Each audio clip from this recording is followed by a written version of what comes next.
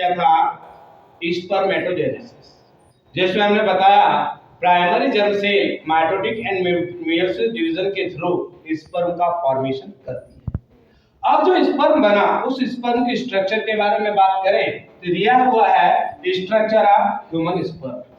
हमने पहले बताया कि ह्यूमन स्पर्म क्या है, तो human sperm microscopic, necked eyes के थ्रू विजिबल नहीं होता तो माइक्रोस्कोपिक होगा। एंड मोटाइल सेल, मोटाइल इसीलिए क्योंकि ये किसी फ्लूइड मीडियम में one place to another place तक मूव हो सकता है।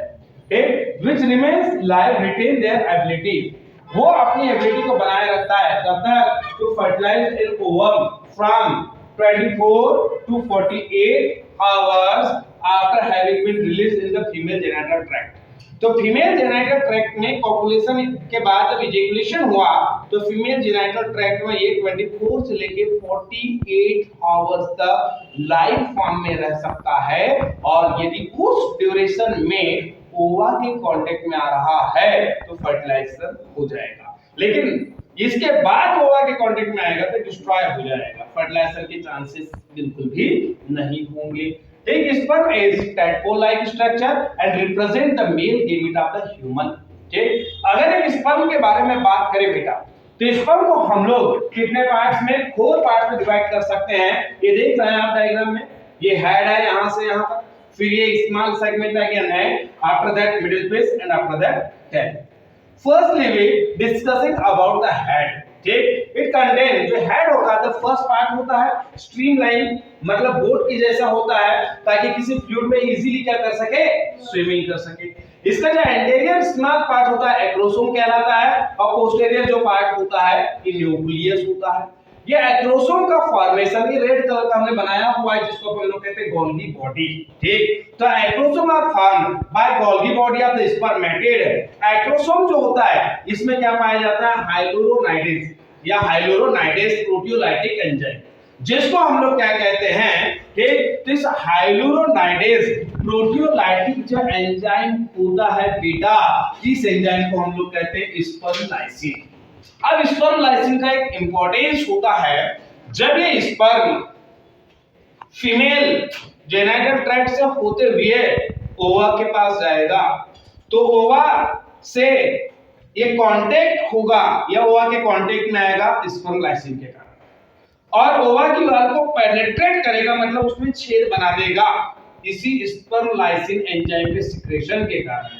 और उसी कारण ये जो स्पर्म का हेड होता है वो कहां इंटर कर पाता है, ओवा के इनसाइड में इंटर कर पाता है। तो दिख रहा है ना, that are used to contact and penetrate the egg at the time of fertilisation.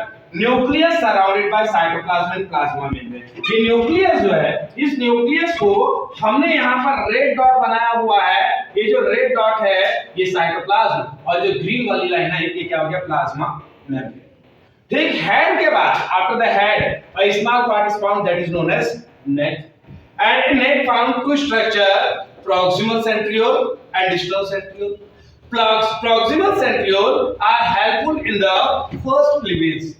zygote के फॉर्मेशन के बाद जो पहला क्लीवेज होता है ये उसमें हेल्प करता है प्रॉक्सिमल सेंट्रियोल, और जो डिस्टल सेंट्रियोल है ये आगे की तरफ एक्सियल फिलामेंट के फॉर्मेशन के लिए रिस्पांसिबल होता है। नेक के बाद मिडिल पीस हो गया, है ना, तो मिडिल पीस में क्या है, तो middle piece contain a axial filament. This axial filament surrounded by mitochondria that is known as mitochondrial sheath, and mitochondria are helpful for the provide energy for the motility of the sperm। और इसी कारण middle piece को क्या कहा गया है, power sperm. क्यों, क्योंकि स्पर्म को मोटिलिटी के लिए पावर मिडिल पीस में पाए जाने वाले माइटोकॉन्ड्रिया जो हैं यही प्रोवाइड करते हैं। ठीक, और ये मिडिल पीस का एंडिंग पोर्शन, ये मिडिल पीस के एंडिंग पोर्शन में रिंग सेंट्रियोल या एन्युलस प्रेजेंट होते हैं, बट इनकी फंक्शनिंग जो है वो अननोन है, जिनकी वर्किंग के बारे में मालूम नहीं है। And after that last part of the sperm that is known as tail. Tail जो होगी ये हेड के कंपैरिजन में सेवरल टाइम लॉन्गर होती है, यानी काफी लंबी होती है। टेल के सेंटर में एक्सियल फिलामेंट होता है और ये लास्ट तक गया हुआ होता है। एक्सियल फिलामेंट जो होगा, ठीक, ये मेन जो पीस होता है इसमें साइटोप्लाज्म एंड मेम्ब्रेन के जो सराउंडेड होता है। लेकिन मेन पीस के बाद का जो पोर्शन जिसमें ना तो साइटोप्लाज्म है और ना तो मेम्ब्रेन है, ये क्या कहलाता है? एंड पीस कहलाता है, ठीक। और फाइनली हम बात करें टेल क्या वर्क करती है, तो टेल स्पर्म को मोटिलिटी या फ्लूइड में या सीमेन में मोटिलिटी प्रोवाइड करवाने में हेल्प करती है। ये हो गया आपके पास स्पर्म का स्ट्रक्चर, जिसमें हेड, नेक, मिडिल पीस, टेल और अकॉर्डिंग टू डायग्राम और सभी के बारे में यहाँ पर डिस्क्रिप्शन जो है आपके सामने दिया हुआ है, ठीक है। इसे उम्मीद करते हैं समझ में आ गया होगा। नेक्स्ट लेक्चर में हम बात करेंगे oogenesis के बारे में। तब तक के लिए टाटा बाय बाय।